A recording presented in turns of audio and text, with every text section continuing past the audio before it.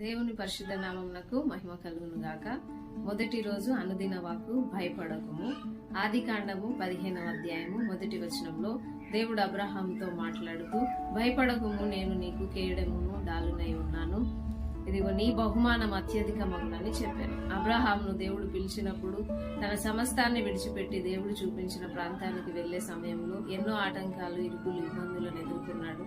So అప్పుడు దేవుడు ఆయనతో మాట్లాడి, ఇదిగో పిలిచిన దేవుడు నమ్మదగిన వాడు గనుక నేను నీకు తోడై ఉన్నాను, నీకు కేడెంనై ఉంటాను, రక్షించేవాడను, నిన్ను బలపరిచేవాడను గనుక నీవు భయపడకుమని దేవుడు అతనికి అభయం ఇచ్చినట్టుగా మనం చూస్తున్నాం. పిలిచిన దేవుడు నమ్మదగిన వాడు గనుక మనకి దేవుడు తోడై ఉంటాడు, కేడమై మనల్ని రక్షిస్తాడు గనుక భయపడకుండా ప్రతిరోజు మన జీవితంలో పరిస్థితులన్నిటినీ అధిగమించడానికి దేవుడు మనందరికీ కృప చూపును గాక.